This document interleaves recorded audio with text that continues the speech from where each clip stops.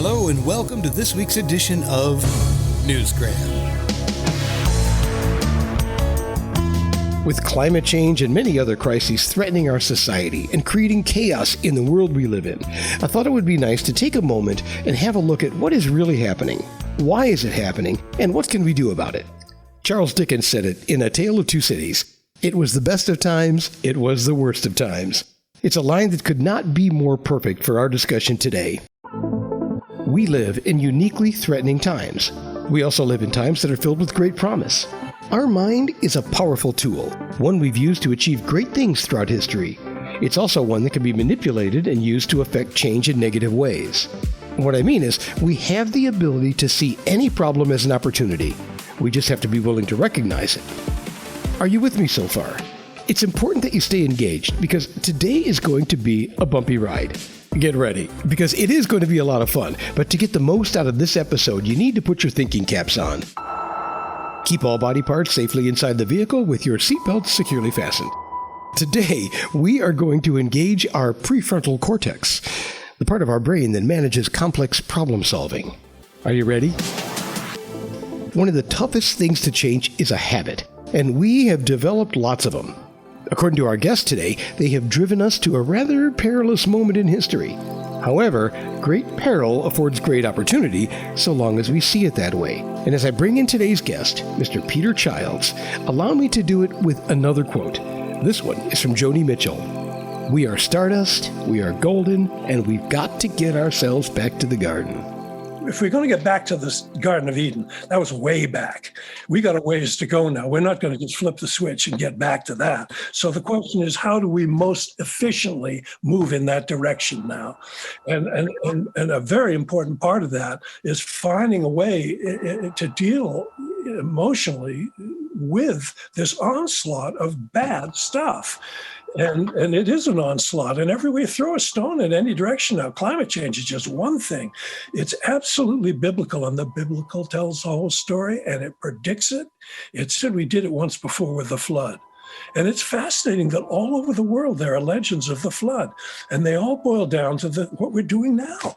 They say, look, you developed so much power that you weren't using for good, and that has consequences. And it doesn't take an Einstein to see that if you keep doing bad things with increasing power, sooner or later something hits the fan in a very big way. That's what's happening now. Now, we're not going to get into a debate about whether or not climate change is real and whether or not we're causing it. It's real, and things are changing.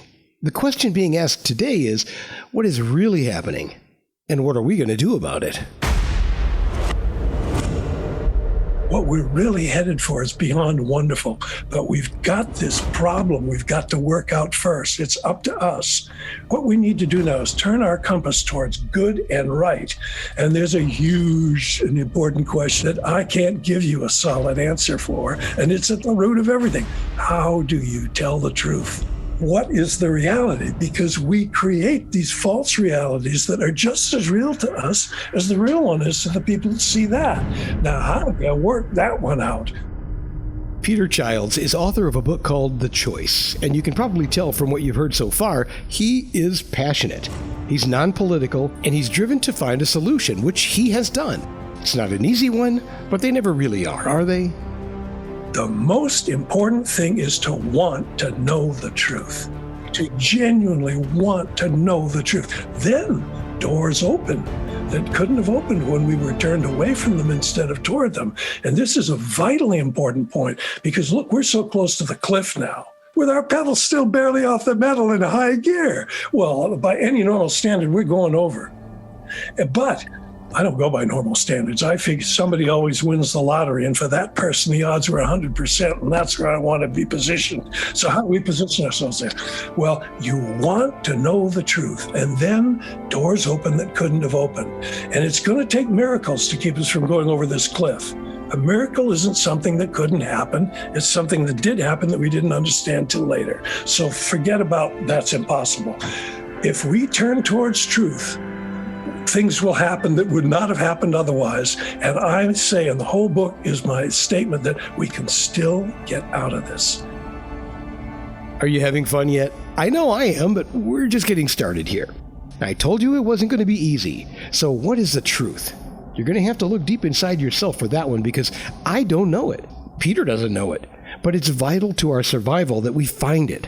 So let's take a minute and ask the question, who is Peter Childs? I have ancestors on the Mayflower. You won't find anyone more American than me.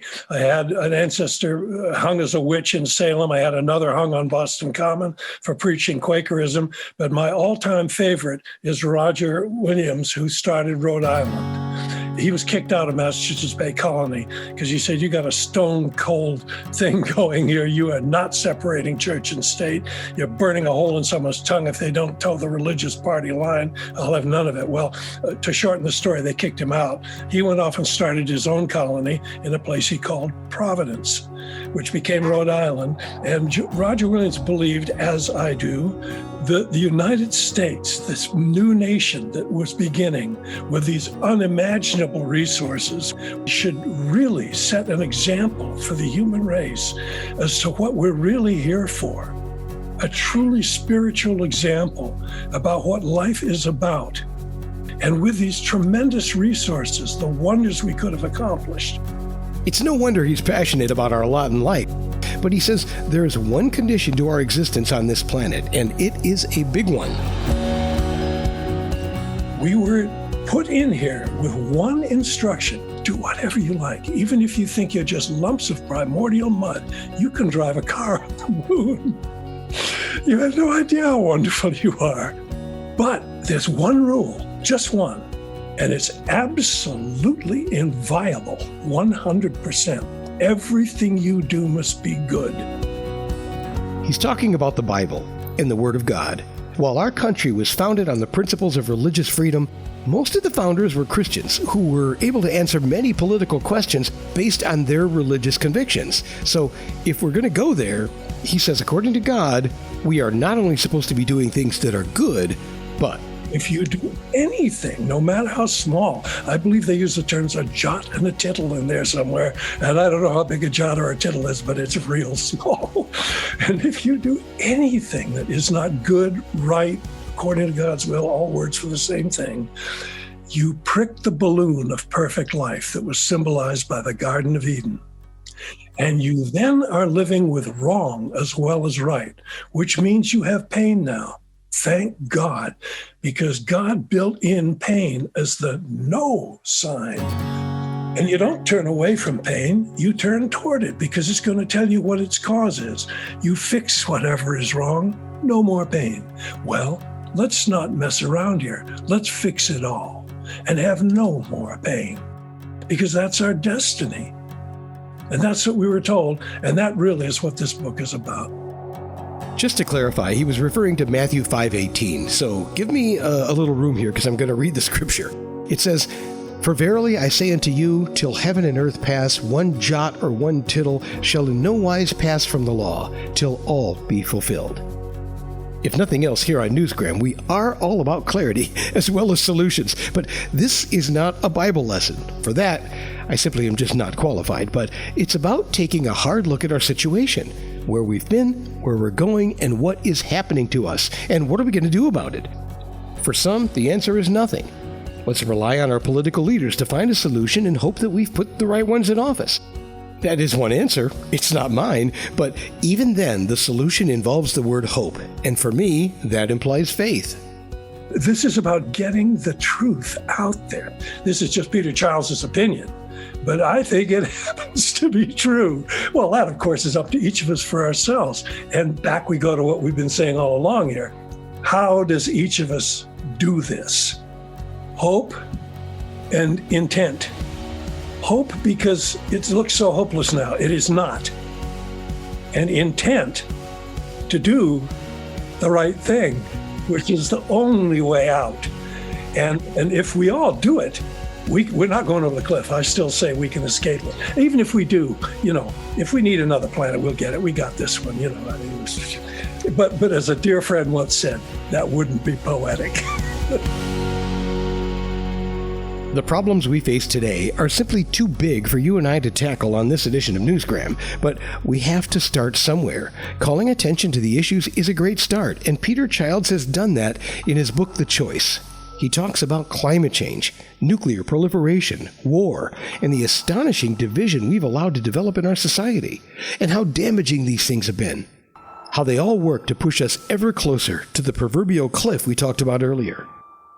Knowledge is power, and ignorance is not bliss. Peter Childs makes a lot of sense when he says, "We have demonstrated a wonderfully high degree of intelligence, from our material inventions, to our scientific discoveries, to our philosophical realizations. How then can it be that with all this intelligence we have brought ourselves to this critical state of affairs? We've made it perfectly clear that we have the ability to save ourselves, to save the world, to understand what we're doing and why we're doing it. So why aren't we doing that? No rock, plant, or other animal is going to save the world. It's up to us." And that is how we will end this edition of Newsgram from webtalkradio.com.